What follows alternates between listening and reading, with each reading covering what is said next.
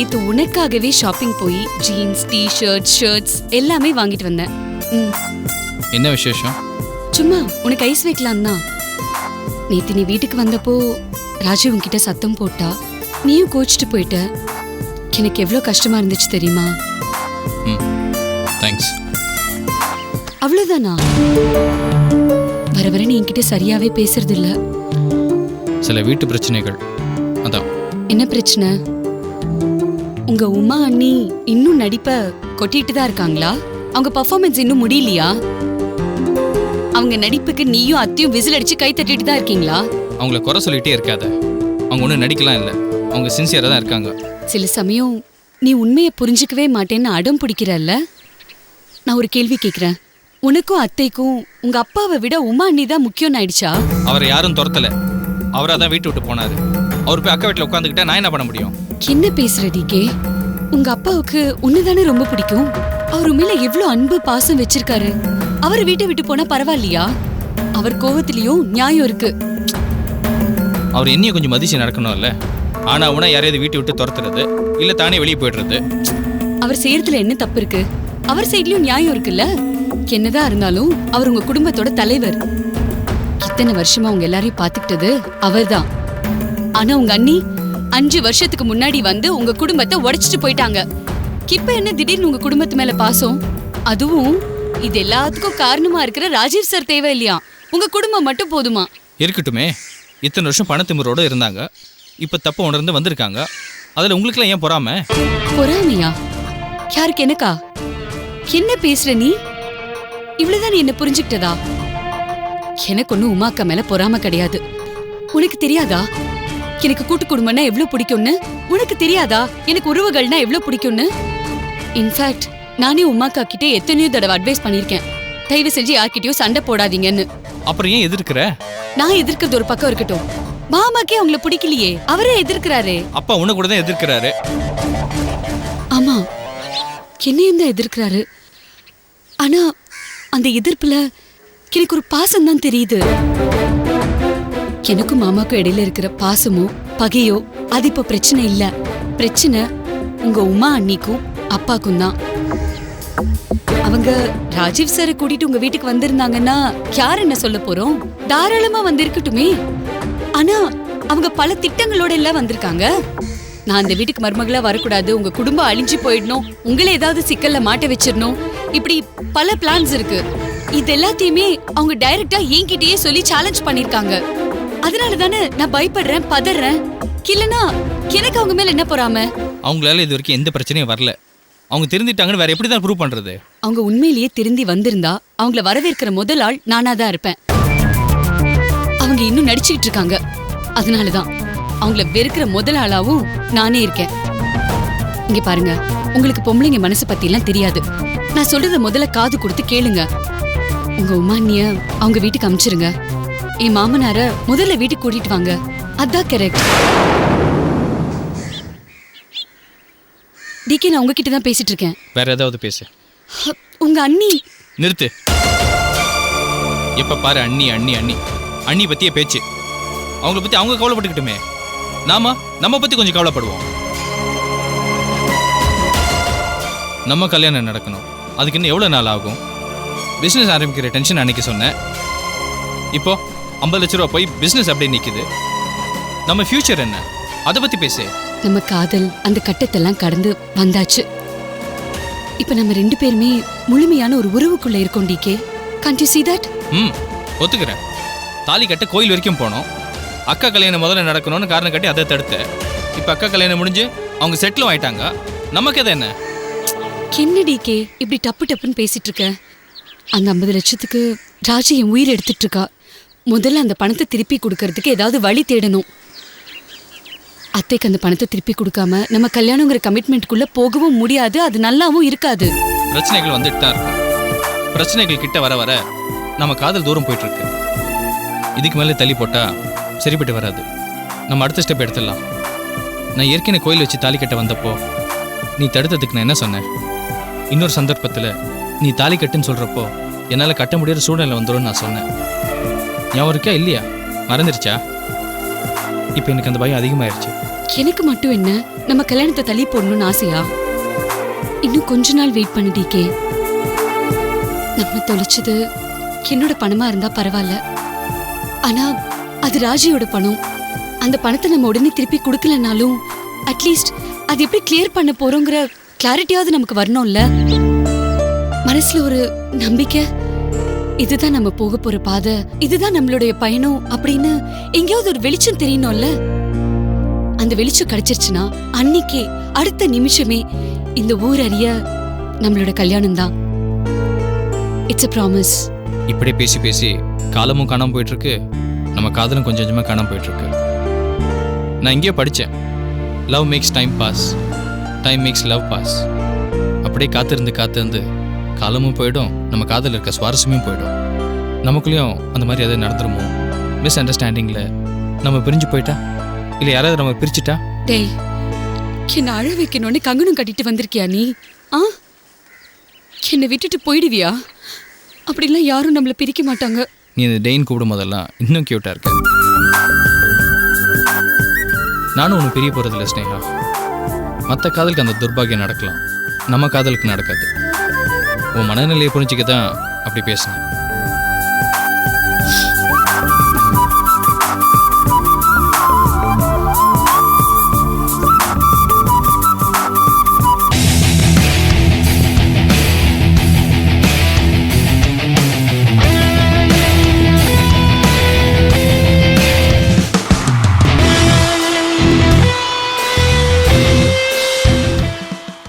For more star interviews and more updates from the film industry, like, share and subscribe.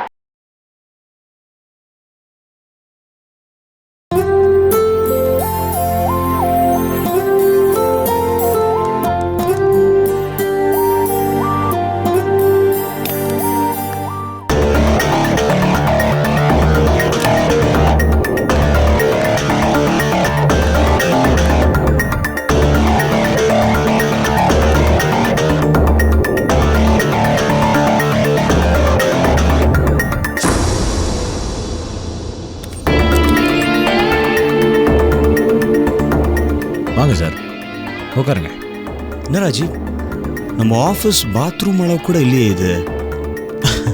இருக்கட்டும் sir, அங்கே 500 பேர் வேலை செய்கிறாங்க, இங்கே 2 பேர் தானே. அது மட்டும் இல்லாமல் கோவில் எவ்வளோ பெருசாக இருந்தாலும் கற்பகிரகம் சின்னது தானே சார். கோவிலுக்கெல்லாம் நீங்கள் போயிருக்கீங்களா? இல்லை, அதான் இங்கே வந்துட்டீங்களே, அப்புறம் என்ன? வேலை போனாலும் திமிர் குறையல உனக்கு. உனக்கா மாளிகை கட்டி கொடுத்தேன், ஆனால் நீ இந்த குப்பையில் வந்து உட்காந்துட்டு இருக்க. aren't you ashamed? சார், அந்த சிங்கத்துக்கு வகையில் நான் ஒரு உணவு. ஆனால் இப்படி தனியாக சொந்த காலில் நிற்கணுன்றது என்னுடைய கனவு. ராஜீவ், நீ வழி தவறி போய்கிட்டு இருக்க. நீங்கள் தான் சார் வழி தவறி வந்துட்டீங்க. ராஜீவ், நான் வழி தவறி இங்கே வரல. நான் இங்கே வந்தது உனக்கு புத்திமதி சொல்லத்தான். சரி சார், சொல்கிற புத்திமதியை உட்காந்து சொல்லுங்கள். இல்லை பரவாயில்ல சார், எனக்கு கால் வலிக்குது, ப்ளீஸ். It's okay. ராஜீவ், நான் உனக்கு எவ்வளோ கம்ஃபர்டபுள் லைஃப் கொடுத்தேன். என் பொண்ணை கல்யாணம் பண்ணி கொடுத்தேன், ஜேஎம்டி போஸ்டிங் கொடுத்தேன், மாளிகை மாதிரி ஒரு வீடு கொடுத்தேன். அதெல்லாம் விட்டுட்டு ஏன் இப்படி பிடிவாதம் பிடிக்கிற? சார், எனக்கு இப்போ என்ன குறைச்சல்? நான் பயங்கர ஹாப்பியாக சந்தோஷமாக என்னோட ஃப்யூச்சரை நினச்சி ரொம்ப கான்ஃபிடென்ஸாக இருக்கேன். நீங்கள் என்னமோ நான் ஐசியூவில் இருக்கிற பேஷண்ட் மாதிரியும் எனக்கு சாத்துக்குடியும் சத்தமாகவும் வாங்கிட்டு வந்து பார்க்குற மாதிரிலாம் பேசுகிறீங்க. என் மேலே தப்பு இல்லை ராஜீவ், எல்லாமே உனக்கு சாதகமாக தான் பண்ணேன், உங்கள் சந்தோஷத்துக்காக தான் பண்ணேன். ஒரு சில கருத்து வேறுபாடுகள் இருந்திருக்கலாம், ஆனால் நான் உன்னை என் மாப்பிள்ளை நினச்சி தான் எல்லாத்தையும் விட்டு கொடுத்து போயிட்டு இருந்தேன். நீங்கள் தான் பிடிவாதமாக விட்டு கொடுக்கல. நானும் உமா உங்ககிட்ட சேர வரும்போது நீங்கள் தான் பிரிஞ்சுக்கிட்டு போய்கிட்டே இருந்தீங்க. நாங்கள் எவ்வளோ நெருங்க உங்ககிட்ட வரும்போது நீங்கள் ரொம்ப தூரம் போயிட்டீங்க. என்ன சார், திடீர்னு பேச்சு பயங்கர அக்கறையாக இருக்கு. ஏதாவது அப்பா ஒன்று சேர்ந்து பிளான் பண்ணுறீங்களா? சின்சியராக பேசிக்கிட்டு இருக்கேன் ராஜீவ்.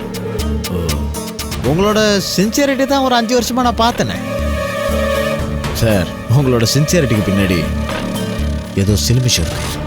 சும்மா நடிக்காதீங்க சார். ராஜீவ் சார், ரொம்ப புத்திசாலித்தனமாக உங்கள் பொண்ணை என் வீட்டுக்கு நடிக்க அனுப்பிச்சிட்டீங்க. நீங்கள் இப்போ என் முன்னாடி வந்து நடிச்சிட்டு இருக்கிறீங்க. ஆக மொத்தத்தில் அப்பாவும் பொண்ணும் சேர்ந்து ராஜியோட குடும்பம் நிம்மதியாகவும் சந்தோஷமாகவும் இருக்கக்கூடாது, நாசமாக போயிடணுன்றதுக்கு எல்லா பிளானும் ஒன்றா சேர்ந்து செஞ்சுக்கிட்டு இருக்கீங்க. ராஜீவ், என்னை நீங்கள் புரிஞ்சிக்க மாட்டேன்றீங்க. நான் என் பொண்ணு உங்க வீட்டில் கொண்டு போய் விடல. அவளா என்கிட்ட சண்டை போட்டு அவன் மாமனார் வீட்டுக்கு போனான். நான் அவங்க வீட்டுக்கு போய் கூப்பிட்டு பார்த்தேன். ஆனால் ஸ்ட்ரிக்டா முடியான்னு சொல்லிட்டேன். எனக்கு அதில் விருப்பம் இல்லை. ரொம்ப ஆடம்பரமா வாழ்ந்த பொண்ணு ஒரு அடிப்படை வசதி கூட நம்ம பார்க்கும்போது ரொம்ப கஷ்டமா இருந்தது. நம்பிட்டேன் சார். நீங்க பிசினஸ் சாதிச்சிருவேன் சம்பாதிச்சிருவேன் சவால் விட்டு வந்தீங்க. ஒரு புல்லு கூட அங்க முளைக்கலையே, சும்மா தானே உட்காந்துக்கிட்டு இருக்கீங்க. ஒரு சின்ன முன்னேற்றம் இருந்துச்சா? இல்லையே. சரியா விசாரிச்சு ஒரு நிலம் கூட உங்களால வாங்க முடியல. 50 லட்சம் ரூபாய் இழந்துட்டு உட்காந்துட்டு இருக்கீங்க. இதுல வாய்ஸ் சாப்பிடாது வேற. உங்க மேல நான் தப்பு சொல்ல மாட்டேன் ராஜீவ். உங்க சேர்க்கை சரியில்லை. தப்பான வழியில உங்களை சில பேர் நடத்துறாங்க. அவங்க பேச்சிலையும் நடத்தையிலையும் அவங்க கிட்ட மயங்கி நீங்க அவங்க பின்னாடி போயிட்டு இருக்கீங்க. உங்களை டோட்டலா மிஸ்லீட் பண்றாங்க. அந்த மயக்கத்திலேருந்து தயவு செஞ்சு வெளில வாங்க ராஜீவ். நான் ஒரு டீல் தரேன். என்ன இருந்தாலும் நீங்க வீட்டு மருமகள் மாப்பிள்ளை. வழி தவறி போயிட்டீங்க, பரவாயில்ல, போனது போட்டோம். Let us forget it. நீங்க தொலைச்ச 50 லட்சத்தை நான் செட்டில் பண்றேன். நீங்க திரும்பி வீட்டுக்கு வரணும், ஆஃபீஸ்க்கு வரணும். வந்து என்ன ராஜீவ் கேள்வி இது? வந்துட்டு குடும்பம் நடத்துங்க. குஷிக்கு நல்ல அப்பா வருங்க. கம்பெனியில் மறுபடியும் ஜேஎம்டி ஆகுங்க. கம்பெனியை டேக் ஓவர் பண்ணிக்கோங்க. இதோட வேற என்ன வேணும்? இதோட பெஸ்ட் ப்ரொபோசல் யார் கொடுக்க முடியும் ராஜு உங்களுக்கு? கரெக்ட் சார், கொடுக்க முடியாதுதான். பட் திடீர் சலுகைகள், ஆஃபர்ஸ், ஆடி தள்ளுபடியும் இல்லை, Deepavali, Christmas, new year, Pongal இந்த மாதிரி பண்டிகைலாம் எதுவும் இல்லை. அதான் கொஞ்சம் கன்ஃபியூசிங்காக இருக்கு, புரியல. இது பாருங்க ராஜு, ஐம் பேசிக்லி ஃபாதர். என் பொண்ணு நல்லா இருக்கணும்னு ஆசைப்படுறேன். இது தப்பா? ஒரு விஷயம் சொல்லுவா சார், எனக்கு உங்க மேல நம்பிக்கை இல்லை. நான் என்ன சொன்னாலும் நீங்க என்ன நம்பக்கூடாதுன்னு யாரோ அவங்கள ரொம்ப ஸ்ட்ராங்கா டியூன் பண்ணி வச்சிருக்காங்க. அவங்கள கண்டுபிடிச்சு அவங்கள அழிக்காம விட மாட்டேன். எனக்கு என்ன பயம்? நான் ஓப்பனா சொல்றேன். எல்லா பிரச்சனைக்கும் காரணம் அந்த ஸ்னேகா. அவரோட பழக்கம், ஃப்ரெண்ட்ஷிப், அது என்ன கர்மாத ரிலேஷன்ஷிப்போ எனக்கு தெரியாது. ஆனா ஒரு விஷயம் சொல்றேன், இதெல்லாம் கண்டிப்பா உங்களை படுகுழியில தள்ளிடும். எதுவும் யோசிக்காம கண்ணை மூடிக்கிட்ட பின்னாடி போனீங்கல்ல, உங்களை மாதிரி ஒரு முட்டாள் இந்த உலகத்திலே பார்க்க முடியாது. ராஜீவ் சார், ஒரு குட் நியூஸ்.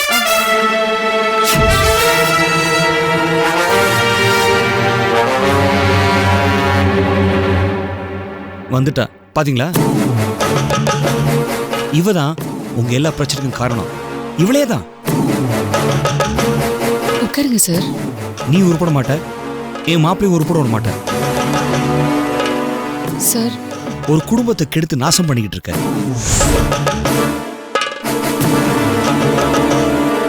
நீ ஆபீஸ்க்கு வரலாம் தொலையுது. காசை விட்டு தெரிஞ்சா 1000 பேர் கிடைப்பாங்க. ஆனா உமாக்கு புருஷனா வேற யாரையும் விலை கொடுத்து வாங்க முடியாது இல்லையா? குஷிக்கு அப்பாவை ஆன்லைன்ல வாங்க முடியாதுல்ல? நீ தான் கெடுக்கிற ஸ்னேகா. ஒரு குடும்பத்தை கெடுக்கிற. நீ உருப்பட மாட்ட ஸ்னேகா. நீ நாசமா போயிடுவ. நான் உன்னை அழிச்சிருவேன். போதும் சார், இதோட நிப்பாட்டிக்கங்க. தயவு செய்து கிளம்புங்க. நாங்க என்ன செய்யறோமோ தெரிஞ்சு சுயநனவோட தான் செய்யறோம். நீங்க தான் உங்க பொண்ணு கொடுக்குற சாவிக்கு ஆடுறீங்க. நாங்க உருப்படுறதும் உருப்படாம போறதும் எங்க விருப்பம். நீங்க உங்க பொண்ணு போடுற தாளத்துக்கு ஆடாம நீங்க செஞ்ச தப்புகள் எல்லாம் போய் யோசிச்சு பாருங்க. இப்ப கிளம்புங்க. ராஜீவ் சார், வந்தீங்க, எங்களை ஆசீர்வாதம் பண்ணீங்க, ரொம்ப ரொம்ப நன்றி. எனக்காக ஒரு சின்ன உதவி என்னோட கடைசி ஆசையை நினைச்சு பண்ணுங்க. உமா எங்க வீட்டுல நடிச்சு கொட்டினதெல்லாம் போதும். அவளை தயவு செய்து உங்க வீட்டுக்கு கூட்டு போயிடுங்க. என்ன டார்ச்சர் பண்ண மாதிரி எங்க அம்மா அப்பாவையும் என் குடும்பத்தையும் டார்ச்சர் பண்ண வேணான்னு சொல்லுங்க. அப்போ நீ வரமாட்ட? உங்க பொண்ணு நான் மவுண்ட் ரோட் சிக்னல்ல பிச்சை எடுப்பேன்னு சாபம் விட்டுருக்கா. அவளோட சாபம் பழிச்சு நான் மவுண்ட் ரோட் சிக்னல்ல பிச்சை எடுத்தாலும் எடுப்பேனே தவிர உங்க வீட்டுக்கோ ஆபீஸுக்கோ திரும்ப வரமாட்டேன். நீயும் இவளும் எப்படி பிசினஸ் பண்றீங்க நான் பாக்குறேன். இப்ப சொல்றேன் ராஜீவ், இவ்வளவு நிர்மூலமாக்குறேன். நீ ஏன் மறுபடியும் தேடி வந்து என் காலில் உழுவ? இது ரெண்டும் நடக்கலன்னா என் பேர் கஜேந்திரன் இல்ல. ஓகே சார், கிளம்புங்க. Sir,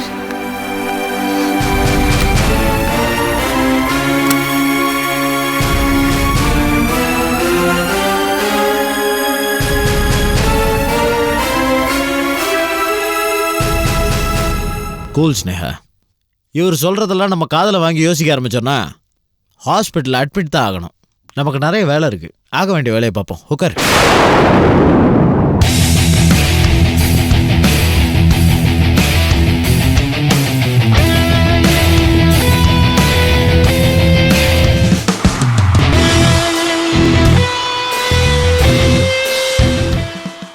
For more star interviews and more updates from the film industry, like, share and subscribe.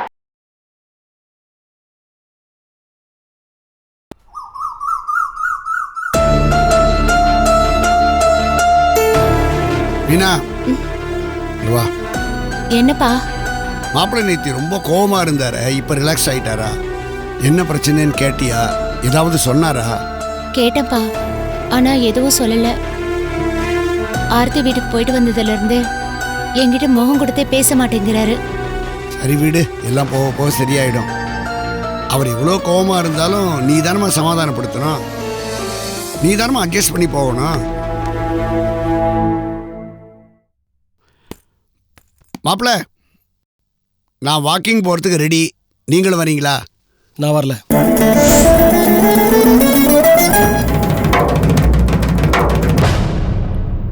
இந்த பிளட் ப்ரெஷருக்கு ஒரு மாத்திரை வாங்கிட்டு வர சொன்னேனே, மறந்துட்டேன்.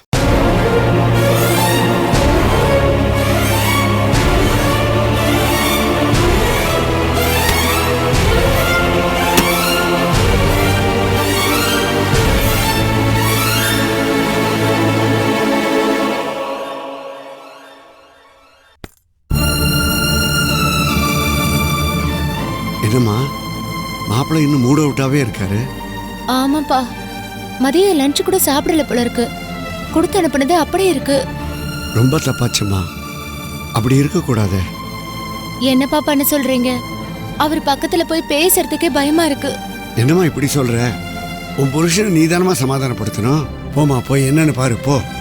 நான் வாக்கிங் போயிட்டு வந்துடுறேன். சரிப்பா.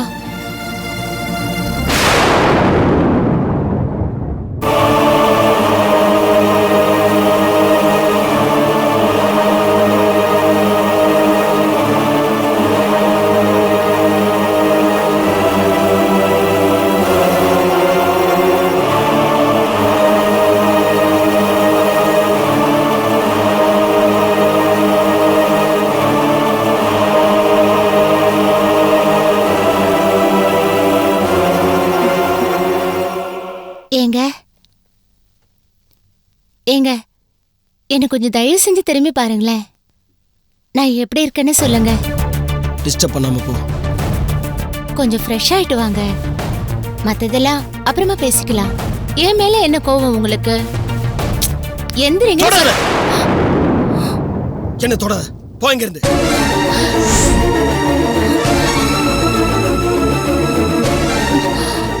என்னங்க ஆச்சு உங்களுக்கு? ஏதாவது பேசுங்களேன். பேசுறதுக்கு இனிமே ஒண்ணு இல்ல. ஏங்க இப்படி நடந்துக்கிறீங்க? எனக்கு புரியுது, தப்பு என் மேலதான்.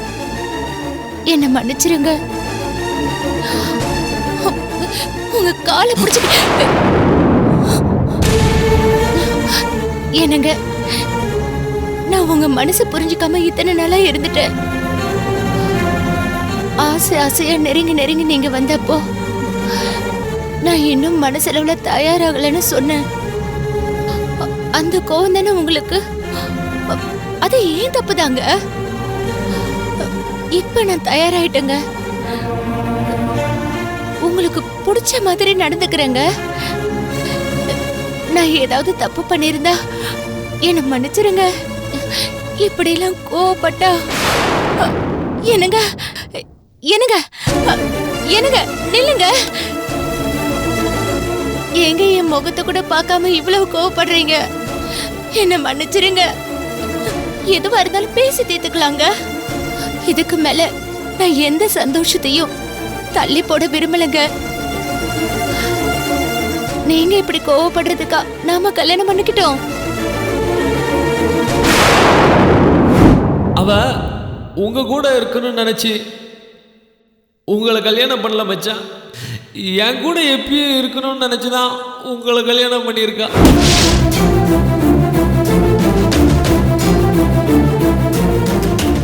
எப்படி வேணாலும் போகட்டுங்க. நாம சந்தோஷமா நம்ம வாழ்க்கைய ஆரம்பிக்கணும். நாம இப்படி தனித்தனியா இருக்கிறதுக்கு பேரு தனி கொடுத்தனும் இல்லைங்க. வேற யாரும் தொந்தரவும் நம்மளுக்கு இருக்க கூடாதுன்னு நினைச்சுதான் தனி கொடுத்தன வர்றதுக்கு நான் இவ்வளவு கஷ்டப்பட்டு போராடி உங்களை சம்மதிக்க வச்சேன். இந்த வீட்டில் வந்து தங்கன கொஞ்ச நாள்லயே ஆர்த்தி, என் பொண்டாட்டி இல்லை ஆர்த்தி, அவள் ரொம்ப தொல்லையாக போயிட்டா. ஆர்த்தி இருந்தா என் கூட பேசக்கூட முடியாதுன்னு அவளுக்கு தோணி இருக்கு. அதனால தான் தனி கொடுத்துன போனான்.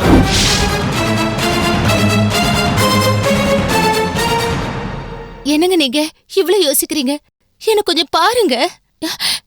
நீங்க வாங்கி கொடுத்த சந்தன கலர் சாந்தி முகூர்த்த புடவைங்க. என்ன கொஞ்சம் பாருங்க, பிடிச்சிருக்கான்னு சொல்லுங்க. உன்னையும் பிடிக்கல, உன் சேலையும் பிடிக்கல.